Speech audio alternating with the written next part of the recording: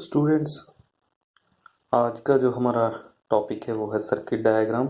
हम Ohm's law के बारे में भी पढ़ेंगे। सर्किट डायग्राम हमारा एक छोटा सा टॉपिक है। इलेक्ट्रिकल सर्किट में डिफरेंट कंपोनेंट्स होते हैं। सेल होता है, प्लग, इलेक्ट्रिकल कंपोनेंट्स, वायर्स। जैसे एक हम एग्जांपल लेते हैं टॉर्च की। टॉर्च में सेल होता है, या बैटरी जिसको बोलते हैं। पॉजिटिव और नेगेटिव एंड्स उसके होते हैं। एक बल्ब होता है, इलेक्ट्रिक बल्ब, और उसका स्विच होता है, ठीक है, जिसको आप ओपन या क्लोज करते हो। तो ये कंपोनेंट्स हैं, symbols of some commonly used components in circuit diagram. Page number 42 पे इलेक्ट्रिक सेल है पहले, जिसके एक पॉजिटिव और नेगेटिव एंड होता है। बैटरी और एक कम्बिनेशन ऑफ सेल, जब हम एक सेल्स को कम्बिनेशन में जोड़ते हैं, जैसे आप रेडियो में देखते हो हम, या टॉर्च में कम्बिनेशन में सेल, दो सेल जोड़ते हैं, ठीक है। एक सेल का पॉजिटिव एंड दूसरे के नेगेटिव एंड से जोड़ते हैं, ठीक है। और इसी तरीके से हम स्विच को कैसे बताते हैं, वायर जॉइंट को कैसे बताते हैं, इलेक्ट्रिक बल्ब, ये सारी जो है ammeter, voltmeter. Ammeter, voltmeter जो है वो वोल्ट मीटर पोटेंशियल डिफरेंस को मेजर करता है, और एम मीटर करंट को मेजर करता है। ये जो है हमारा सर्किट डायग्राम है। आगे हम ओम्स लॉ के बारे में स्टडी करते हैं। Now there is any relationship between potential difference across a conductor and current through it? क्या जो करंट एक इलेक्ट्रिक सर्किट में जा रही होती है उसका और पोटेंशियल डिफरेंस जो होता है उसका कोई रिलेशनशिप होता है? अब पहले हम पढ़ लें कि पोटेंशियल डिफरेंस क्या होता है। हमने पहले पढ़ा था पोटेंशियल डिफरेंस हो गया कि जो डिफरेंस पैदा होता है बैटरी की वजह से, चार्ज की वजह से।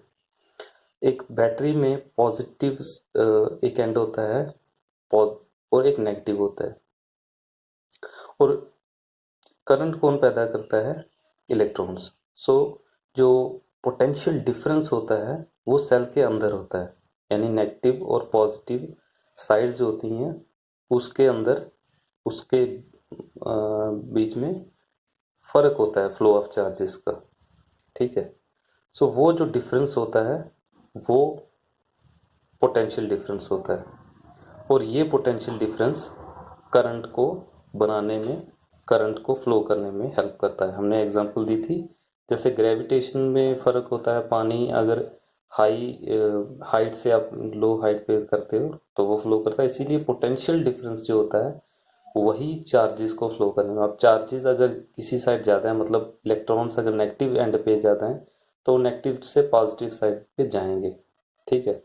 और ये क्या होगा, एक पोटेंशियल डिफरेंस की वजह से जो करंट है वो जनरेट होगी। इस एक्टिविटी में हमने क्या किया था कि सेल को जोड़ा था लाइन में, और इसके बाद में हमने ये एक्टिविटी की थी। असल में ये हम पढ़ते हैं ओम्स लॉ के बारे में। German physicist George Simon Ohm 1789 और 1854 के बीच में इसने found out the relationship between, इसने करंट और I flowing in a metallic wire और potential difference across its terminals, इसने इसमें जो रिलेशनशिप है उसके बारे में पढ़ा था। किसके बारे में? Current I flowing in a metallic wire, तार में करंट जो फ्लो कर रही है, और पोटेंशियल डिफरेंस जो है इसके टर्मिनल्स पे। मतलब पोटेंशियल डिफरेंस और करंट के बीच में इसने जो रिलेशनशिप है उसके बारे में स्टडी किया। ही stated that the electric potential electric current flowing through a metallic wire is directly proportional to the potential। इसने क्या पढ़ा कि जो इलेक्ट्रिक करंट उसमें जा रही है वो सीधे तरीके से डिपेंड करती है पोटेंशियल डिफरेंस कितना है। मतलब अगर पोटेंशियल डिफरेंस ज़्यादा है तो करंट जो उसमें फ्लो कर रही है इलेक्ट्रिक सर्किट में वो भी ज़्यादा होगी। लेकिन कंडीशन क्या होनी चाहिए? टेम्परेचर जो है वो फिक्स रहना चाहिए, एक जैसा रहना चाहिए।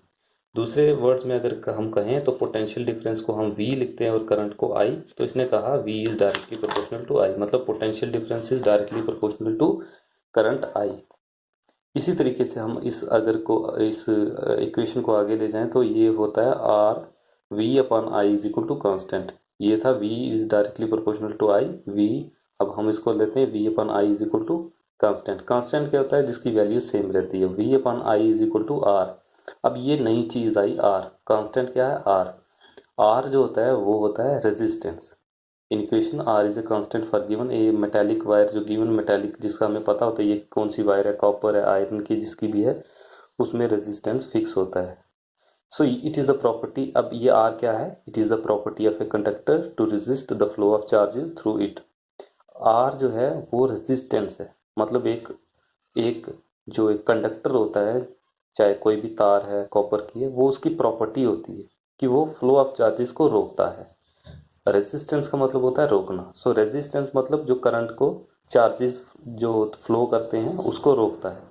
इसका ऐसा ही यूनिट जो रेजिस्टेंस का है वो क्या? ओम, जिसका लेटर है ये। अब इसी इक्वेशन को अगर हम आगे लेते हैं तो ये V is equal to I R. V क्या हो गया? Potential difference is equal to I मतलब करंट और साथ में रेजिस्टेंस। तो potential difference is equal to current into resistance. इसी को आगे अगर हम करते हैं क्या करें तो R इज इक्वल टू, यानी resistance is equal to V upon R I. यहाँ पे इक्वेशन ये इंपॉर्टेंट है, R is equal to V upon I. Resistance क्या है यहाँ पे? Is equal to potential difference upon I। मतलब रेजिस्टेंस अगर ज़्यादा होगा तो करंट कम होगी, रेजिस्टेंस अगर डबल होगा तो करंट आधी रह जाएगी। यही आगे जाके इक्वेशन बनती है I is equal to V upon are.